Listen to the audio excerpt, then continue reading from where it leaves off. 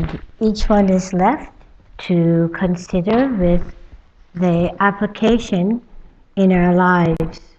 I will share some sample applications. For example, greater ease with family and friends, awareness of the circles of the heart connecting. Sensing instability in the environment, recognize the continuous circle of communication via the belly, the throat, and the third eye.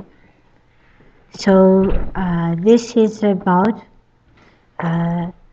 science of the heart, science of mind, that you see things as they are and you immediately apply them for the benefit of every being. So whatever emotion or thought forms arise, you see them as that, and where you see such arising thought forms are appearing to cause harm, also see their dissolution into light and people developing more skillful methods of communication. Most important lesson in sitting with crystals is about not adding charge.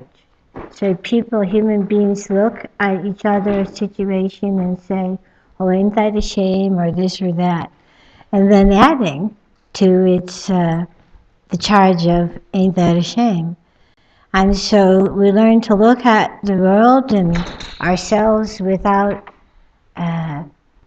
giving it a fixed name, because it has no fixed name. We just see, oh, this energy is arising of people not sure of how to express love with each other or to care for each other. May the resonance of the heart be recalled, and yourself the tuning fork, recalling the resonance of your own heart, the moments that you sense the harmony, you remember it, and it becomes a tuning fork for the situation, that others may also access that state of wisdom that is within them. So, of course, everything changes. It's a dance, all things are moving, and how we respond is important. And so the mind of equanimity, it is not going forward or reaching back. In a sense, there is nothing to heal. All things are well. It is only that people have forgotten. In the ultimate sense, there is perfect dance, and nothing is out of balance. And it is just the view and the way humans forget and interact with each other that makes for the dissonance, and it is expressed in many ways. And a wise practitioner sees the potential in the situation for awakened, joyful, skillful action. So little cousin, who's now a very big, handsome man, he used to say when he was playing with the others, if he didn't get his way, he must have read it in a comic book because it's really so funny. But literally, he's like, nobody loves me, nobody likes me, I'm going to eat some worms. And he actually used to say that. And we all recently were together to celebrate, and I would remember that little boy and see this very competent young man and just laugh inside. Of course, I wouldn't dare mention it. It's like showing naked pictures of babies when they're grown up. So the idea forms that as human beings we may hold, you just see what it is, an idea form, and you consider, oh, something was not quite there, so you send the song of it, that it is recognized in the moment. So when people as children suffered, and they are adults, and usually they work really hard to do everything, uh, striving for perfection and sense of approval, because somehow sense of maybe I didn't do it well enough or good enough, whatever is the song. And so the loving kindness is just acknowledging the beauty and the wisdom in the person where you hear that old song and you energize the song of, you're marvelous, you're wonderful. Did you see that movie, The Help? Yeah, that was great. Loved it. Yeah. So good. What did she tell the little girls? You're beautiful, you're smart, and you're important. And so we want to remember that. You are. Well, if you think beautiful is for girls, you can say you're handsome, you're smart, and you're important. Uh-huh. So how some people take that in the wrong way. Like I'll say, for example, from my standpoint of view, Mm-hmm. I've been doing this a long time, and I've been working with a lot of women Mm-hmm. in my lifetime, and I really stay close to my boundaries. I always have my grandmother Mm-hmm. or my half side with me whenever I work on somebody. Smart. And but I always try to put joy in someone's heart. Mm-hmm. And I say beautiful things to people. I say what's really in my heart, you know what I mean? But people take it the wrong way. And then I find myself under attack because I draw a line. Because I'm Uh-huh. not going to cross the boundary. I'm not going to cross the line. And then I'm under attack, and I know that's my lesson. I know it. It is a fine lesson. And so we say to people as much as they can hear. Yeah. Because when you tell someone you can do anything and they don't want to do it yet, Yeah. they're angry at you for pointing it out. So it is a very delicate. Can you repeat that again, please? When you say to a person, you recognize their capacity and you honor and acknowledge that capacity. You, in a sense, are saying to them, come on, come out of your illusion. I see who you really are. Right. And they sometimes are annoyed because they're not ready yet or willing in the moment to acknowledge all they are. Thank you. So it is a fine line. I really pride myself at 50 years, Mm-hmm. and I've walked with, you know, with some good people in my life, and I pride myself that I was able to connect to the woman spirit because I lost my mother so young in life. Mm-hmm. And this is what Creator gave me, a lot of mothers. Mm-hmm. But He also taught me how to deal with the changes Mm-hmm. in the feminine, which is the mother of the earth. Mm-hmm. And so that's how I humble myself to the woman spirit, Mm-hmm. you know. So because I love my grandmother, you know. Mm-hmm. And that's part of the earth healing in this time, where the men have the courage to recognize the mother within, to recognize that each of you are nurturers. It takes a lot of courage to let the old paradigm fall away, and it's very profound. It's no longer man as tough, rigid, order, soldier. It is man as nurturing and generating and giving birth to communities of love and of healing. So yeah, it is very, it's a big change, and it's natural. The one cycle is passing out and a new cycle arises. Mm-hmm. came to mind as you were saying that? Sometimes we'll speak of balancing mother-father energy. And what came to mind was I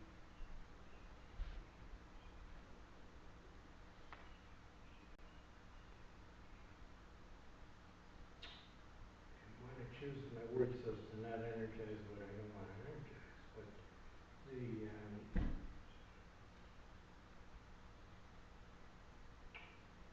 the ways that men have felt pain, either contributing to causing pain or contributing to resolving to make another path. Yeah. Another path. To do it a different way. Yes. Also, this was something that really stood out in my mind. We were having a gathering of many elders at Philip Deer's place, and basically some of the men said, "When will you women teach us how?" Because as long as we retain dichotic, is that a word? Dichotomy? Yeah, as long as we maintain dichotomous view of one another, then there is projection of false and expectation and a sense of entrapment in behaviors you don't really want. So in this time of change, to understand the energy of man, woman, mother, father, child, of bliss, literally the magnetic force that arises through the joining of mother, father, wisdom within our lives, our consciousness, our bodies. And so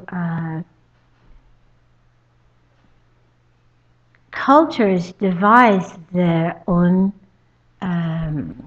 yoga to deal with that inner view and to reintegrate mother and father.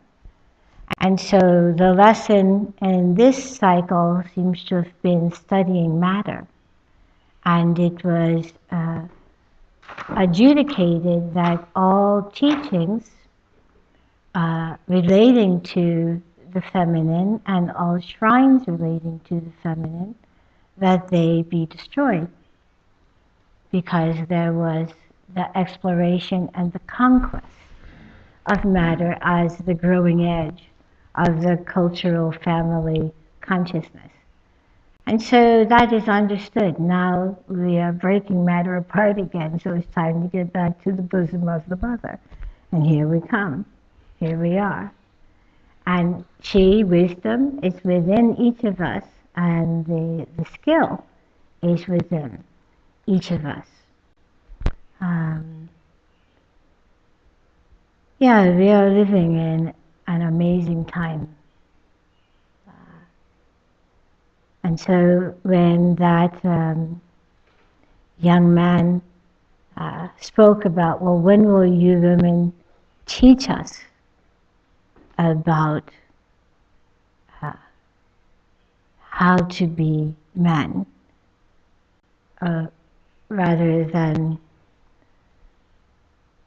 playing games and projecting and power trips and thinking identity, sexuality, and that relationship is sexuality. And that makes more hardship and more dichotomous patterns of relationship. So when you realize this, and it's such a cause of suffering, we think we want someone, or we think we need something, and it's not just about sexuality, although sexuality is a a big part is the place where people notice. Because healthy relationship, when people have the good fortune to be in healthy relationship, they work very energetically to maintain it and to grow it. Yeah, it's not a static thing. It's a dynamic dance. And some folks, seeing the potential of entrapment in the dance, sort of opt out and choose lives of celibacy. Others, they have their own way. People have many ways, and you accept human's path as long as it is not causing harm or abusing and power over another. When humans thinking it is love is actually unequal, when there is the imposition of power just by status of difference, like a teacher and a student, that's not acceptable because there is an imbalance. You have so when people understand these things, are like a therapist and a client, you just understand that in the process of unwrapping the package of wisdom potential in another person, there is the moment when they realize they can experience love, and they may think you're the object of that love as you were describing. And in truth, you just reflect back that what their love is, the recognition of the light arising within them. Yeah. It's being a spiritual friend is very, there is a definite code of right relationship and clarity and inviting people's wisdom to come forward. I think it has a lot to do with respect. Mm-hmm. I think people feel sometimes that they're not respected. Mm-hmm. Yeah. And also, people can return to the heart awareness.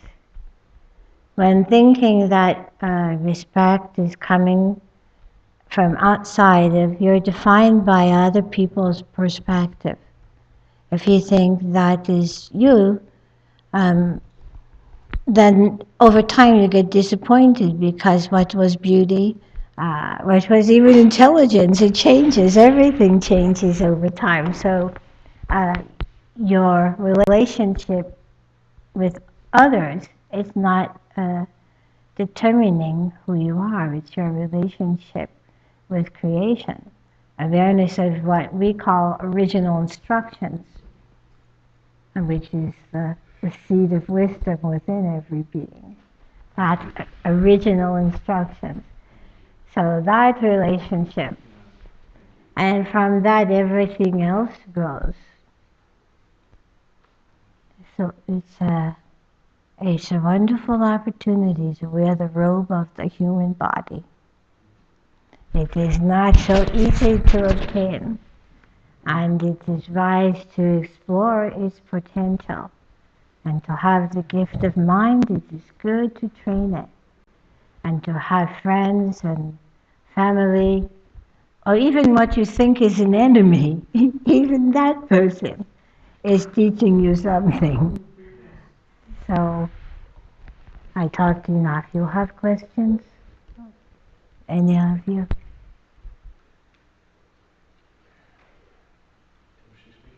Did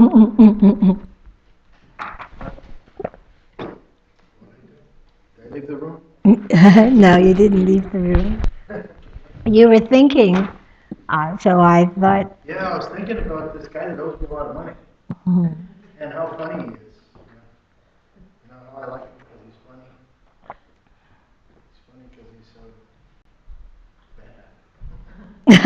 He's funny because he's bad. That is a, how do you call it, a human archetype? Is he a coyote? Is he a trickster? No. He might be a trickster, but no, he's just a. I don't know. I'm not going to judge him, but I know he owes me money, and I have 3 people that owe me money that had come up over here doing all these things a couple of days ago. And I was thinking about one of them is a. I mentioned this at dinner last night. One of them is a really good friend of mine. Who I keep doing things for him, whether he paid me or not. The other one is somebody I don't even know really. And then this guy, who I was always warned, get your money up front, get your money up front. And I did. I always got my money up front until this last job, and then I only got half of it. So I what? was trying to think, you the practical application. How do I think of these people? You know, how do I think of them to make, not to make them, but to release the energy that they have that makes them want to not pay me? They're withholding love, are they? Are they withholding love?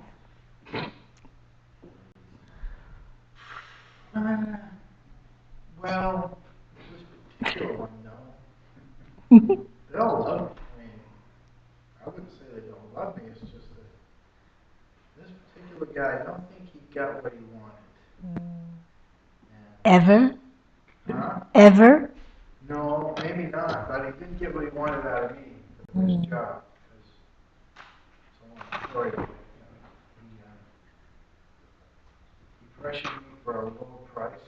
And so when that happens in my business, I have to see what am I bidding against. You know, it gets a bid from somebody else. Says usually I just take your product, but you know, it's all custom and I make them on site. You know? This was a big outdoor golf driving area.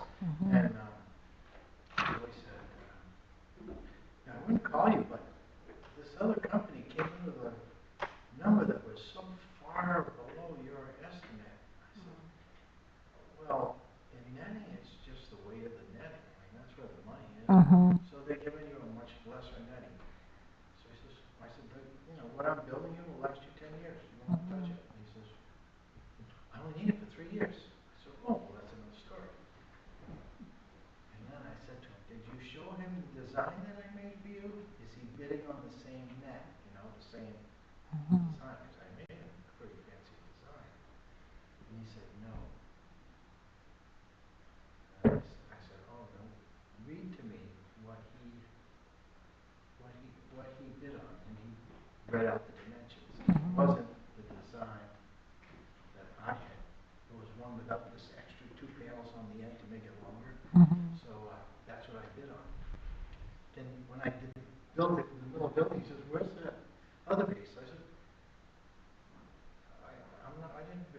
I'm not building that. So I'm building the one that you said the other guy was bid on, you know? So,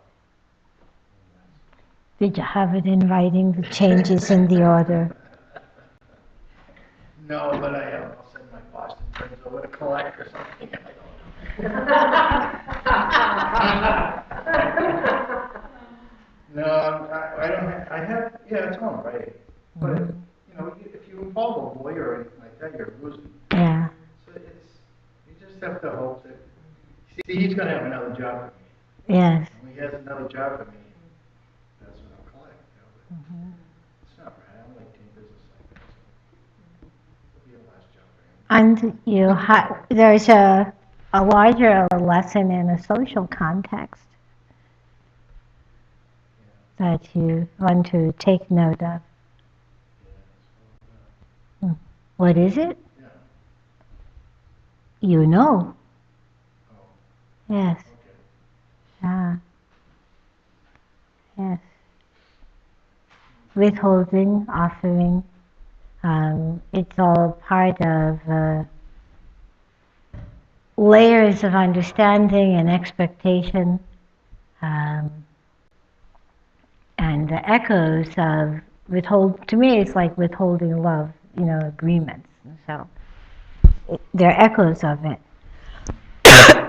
And in building, it shows up in things falling apart when you don't keep the words and commitments. Because all of the appearances are very loosely bound. I think I talked enough, so we're ready to come to closure. How So, should I look at him? How should I shake the money out of him? it's not about shaking money out of him, it's about reminding him that you have a relationship. And that you have a relationship. And it's not money as the object, it is about creating something and energize that understanding. Yeah. So I have to talk to him. Usually when people do that, I don't talk to him. I have my clerk call him or somebody else call him. I keep sending them the bill, I think to engage with the heart energy first. Yeah. Yes. That's what I was Never mind, you're trying to pass it off to someone else. It doesn't quite work like that. It's a dynamic with you too. I still have my roots, I still, like, if I went there and said, I told him, I'm going to come collect today, and I come over and see him. Well, I don't have the money. So he told me to pay me last week. And then I don't know where to go.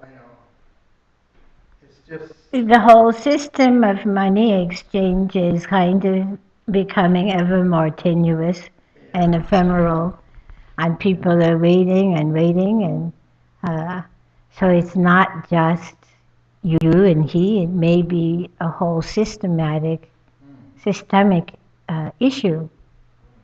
And so think of the heart and the communication and the reason you have met each other.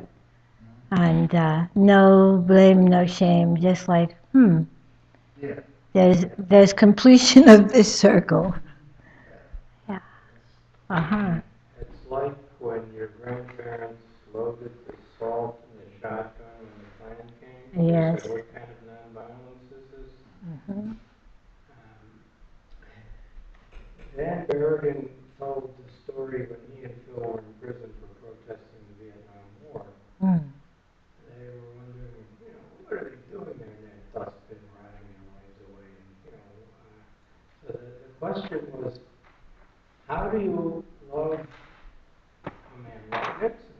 And so the answer was, you try to help reduce the burden of karma that person will have. And so if this guy has a conscience, he's going to want to, you're doing him a favor to help him relieve his burden. Yes. And if he doesn't have a conscience, you're still helping him relieve his burden. It's interesting, Barry brings that up because for some odd reason I tuned in the TV the other night and I was watching a historical article on the Bay of Pigs when President Kennedy had to make decisions about the Cuban Missile Crisis. And one of his advisors evidently had lived with Khrushchev.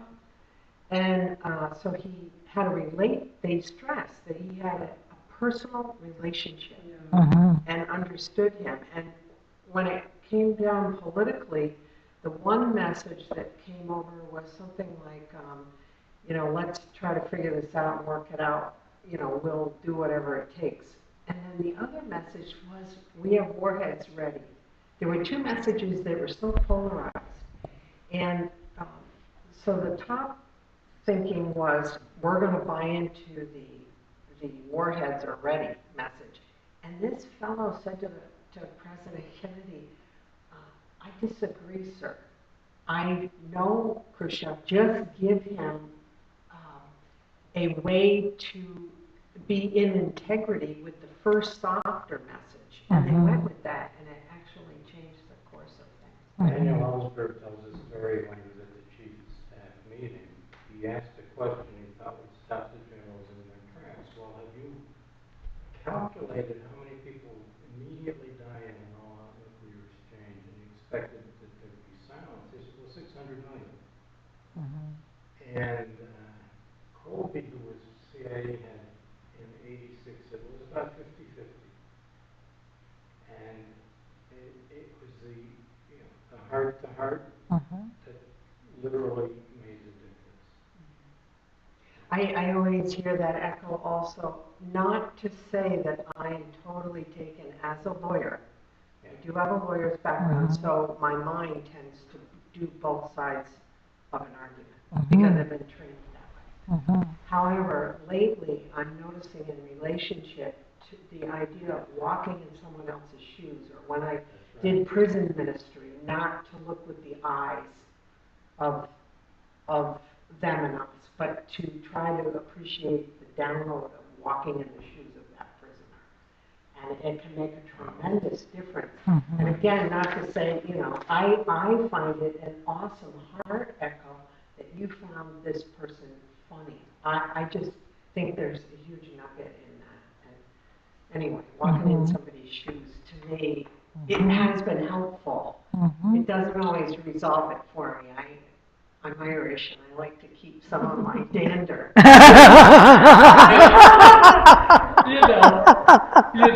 come from some of. Yes. But it's interesting.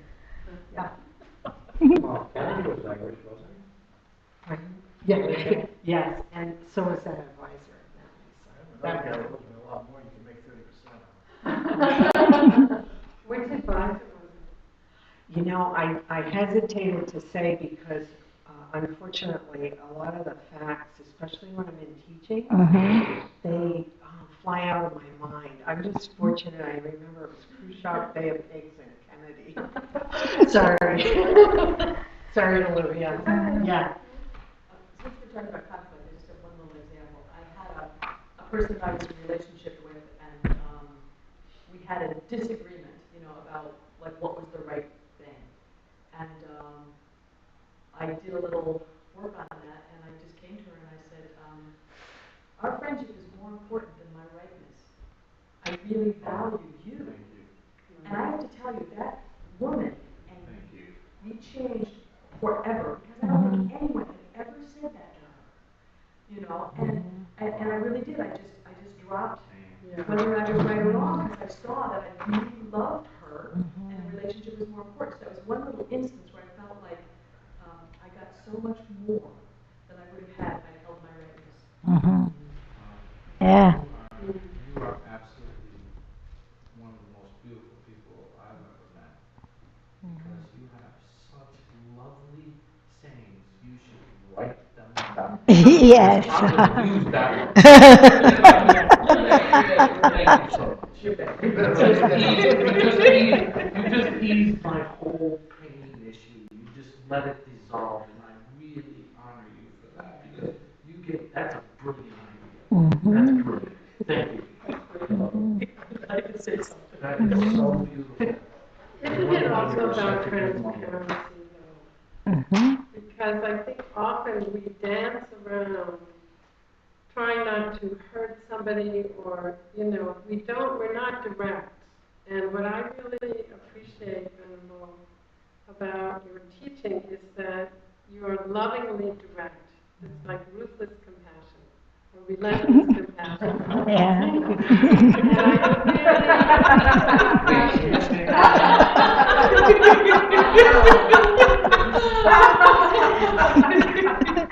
And Usually it's soldiers who use that phrase. Usually soldiers use that phrase to be. Well, but I also see myself as a constructive subversive in the places where I work. So I think sometimes dichotomy can work. Oh, of course. It wakes people up to think about things a little differently. And compassion, even the Dalai Lama has been known to say that, I don't know, Barry, you've said it better than I, but the Dalai Lama, obviously we want peace, but sometimes we also have to be relentless or something. Do you know what I'm trying to get at?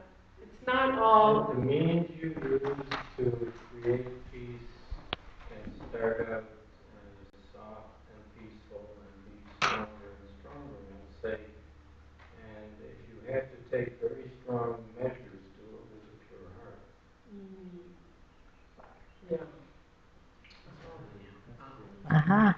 Yeah, can we sit in a circle so you can all see each other? Yeah. Archbishop Romero spoke of the violence of love. Mm-hmm. Mm-hmm. Yeah. To break the heart's conceptions.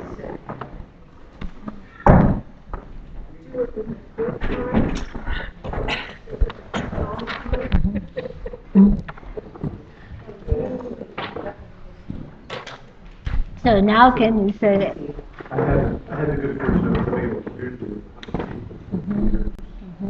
and as you go about your day, things come up between people. We had a format that we would share. We would meet one night a week, and we had a format where we would share this person's over a film. Mm-hmm. And it was pretty interesting because it was something like this. I want to feel closer to you by sharing the illusion of creation. I choose to create the experience of whatever the emotional experience was, because I choose to addictively demand that you blah blah blah whatever, and then they could respond or not respond however they wanted. But it really was, it gave you the message that you were creating this, that you were responsible for it, and you were responsible for the emotional experience. So it gave you the opportunity to vent it. And then we started to be able to abuse that, switch it around, and use it. But then it got even more precise in terms of like what we wanted to have happen. And so what you pointed out was exactly what we did. But it was beautiful. I want to feel close to you by sharing the illusion I created. and then the emotional experience that you created. It worked really well. Uh-huh.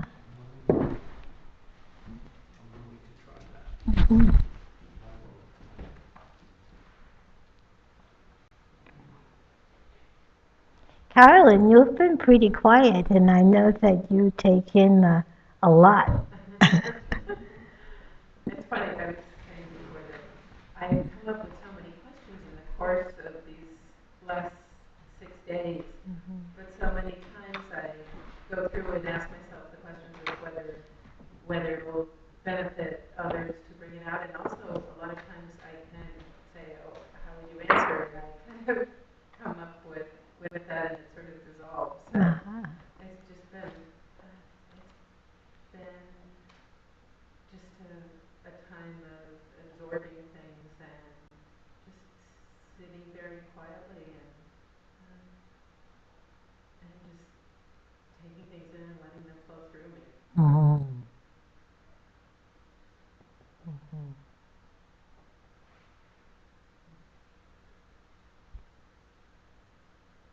I have had a situation with someone recently that we were talking about these conflict situations of someone who has worked for me and has a very different methodology, and and also some different interpretations of money and what it's kind of changing interpretations of value.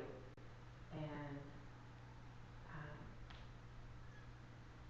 what's helpful for me too, and I haven't resolved it completely yet, but what's helpful to me is to take complete, as you're saying,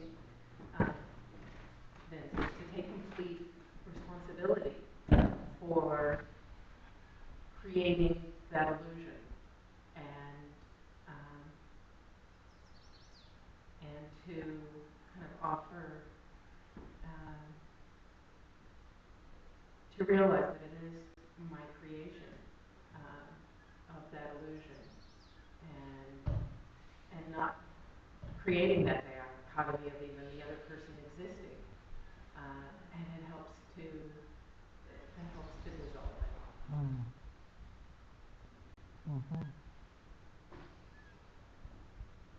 It's not done yet. And you know how. And you know how. To get it done. Yeah, well, I just have to, for me, it's a matter of kind of working it out in my mind, and then I'll just go